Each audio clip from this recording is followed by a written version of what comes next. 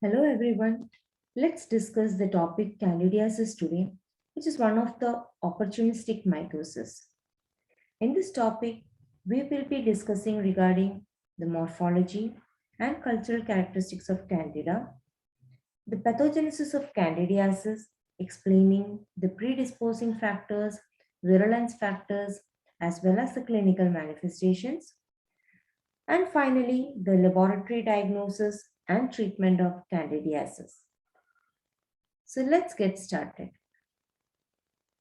Candidiasis is the commonest fungal infection affecting skin, mucosa, and other internal organs, which occurs in both HIV as well as non HIV infected people.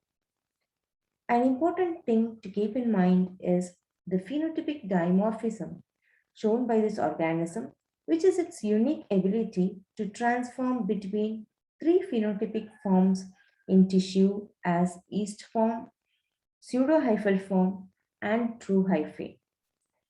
Most important species are Candida albicans, and other medically important species are Candida tropicalis, Candida glabrata, Candida parapsilosis, etc. Now let's have a look at the pathogenesis of Candidiasis. The predisposing factors associated with high risk of candidal infections are physiological state, low immunity such as patients on steroid therapy, immunosuppressive drugs, malignancy, HIV infected people, patients on broad spectrum antibiotics, and other conditions such as diabetes, zinc or iron deficiency, etc. The major virulence factors contributing to the pathogenesis are adhesins, facilitating the attachment by means of ligand receptor interaction or electrostatic charges. Apart from this, enzymes such as aspartyl proteinases, serine proteinases also favors tissue invasion. The glycoprotein extracts of the cell wall are pyrogenic in nature, similar to that of the endotoxins.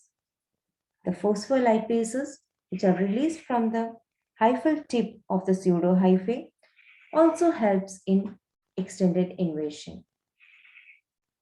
Coming to the mode of transmission, Candida being a human commensal, the mode of transmission is mostly endogenous, whereas exogenous mode of transmission usually occurs via catheters or indwelling prosthetic medical devices.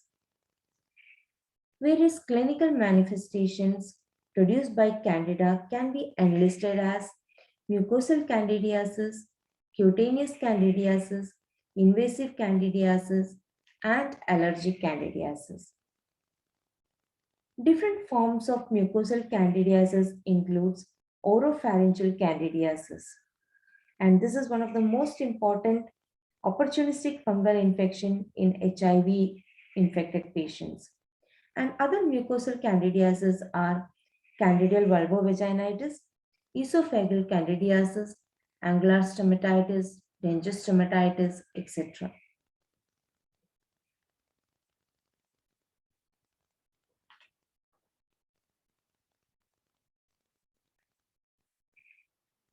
Oral candidiasis can be clinically classified into different types as acute pseudomembranous candidiasis, acute atropic candidiasis, which is also called as oral thrush, chronic atropic and hyperplastic candidiasis, and also angular cheilitis. Acute pseudomembranous candidiasis is also known as oral thrush. It occurs predominantly in patients with systemic or local immunosuppression. The tongue, soft palate, buccal mucosa, and other oral surfaces are characteristically covered with discrete or confluent patches of a creamy white to gray pseudomembrane, This could be composed of hyphae and yeast of Candida albicans. These lesions, particularly when covering the larger area, may be painful and they may also spread to the mucosa of esophagus. And this can cause dysphagia. Oropharyngeal and esophageal candidiasis is the commonest opportunistic fungal disease in HIV infected patients worldwide. Atrophic candidiasis is characterized by painful erythematous mucosa, particularly on the tongue, which can be associated with loss of tongue papillae affecting food intake. It may follow the acute pseudomembranous form with the disappearance of pseudomembranous lesion. Coming to chronic atrophic candidiasis, this is frequently seen in elderly patients, particularly those who wear denture. It is characterized by erythema or edema, and and also it is mostly seen in the mucosa under the dentures. The chronic hyperplastic form is a rare condition and it presents with white plaques which can appear on various sites of the buccal mucosa. It may transform into malignant state also. And this is also called as denture stomatitis. Coming to angular cheilitis, Candida may cause red fissured lesion that crack and crust at the folds of the corners of the mouth. It may accompany other clinical forms of oral candidiasis such as denture stomatitis or oral thrush. Apart from this, the other candidiasis are cutaneous manifestations, which includes intertrigo, paraonychia, onychomycosis, diapercandidiasis, interdigital candidiasis. Invasive candidiasis occurs due to hematogenous spread or local spread and includes urinary tract infection, pulmonary candidiasis, septicemia, arthritis and osteomyelitis, meningitis, keratoconjunctivitis, hepatosplenic candidiasis, nosocomial candidiasis, which is mainly due to Candida glabrata. Allergic candidiasis occurs due to the allergic reaction to the fungal metabolites and includes candidate, gastritis, eczema, irritable bowel syndrome, etc.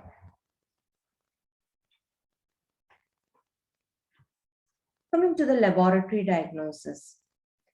The specimens collected are skin scrapings, nail scrapings, sputum, urine, blood, mucosal patches, etc., depending on the site of infection. Direct microscopy with gram staining reveals gram-positive oval budding yeast cells with pseudohyphae. The specimens can be inoculated onto Sabrode's dextrose agar or blood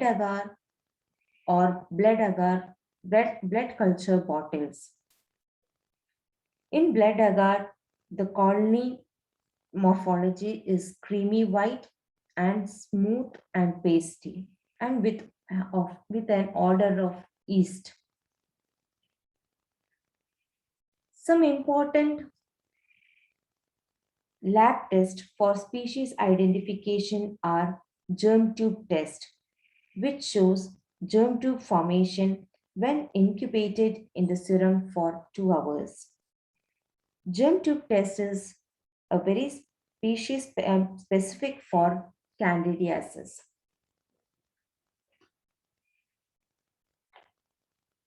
Second one is plate culture method, which shows thick-walled chlamydospore formation when grown on cone meal agar. Further, chrome agar is used to differentiate Candida species by forming different colored colonies. Candida albicans grows at 45 degrees centigrade, which differentiates it from other species such as Candida dublинensis. PCR can be used for species identification by using species-specific primers.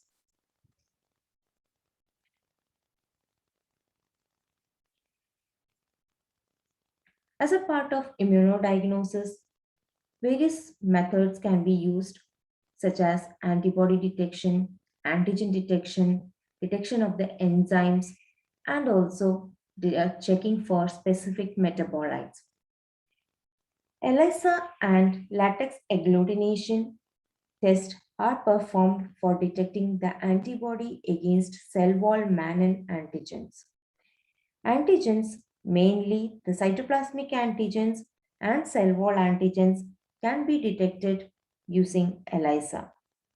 Specific metabolites such as mannitol, arabinitol can be detected for diagnosis. Enzymes such as enolase, aspartase proteinases can also be used for detection of the infection. Coming to the treatment. Depending on the type of candidiasis, different antifungals are recommended. For cutaneous lesions or oral thrush, topical azoles are the drug of choice.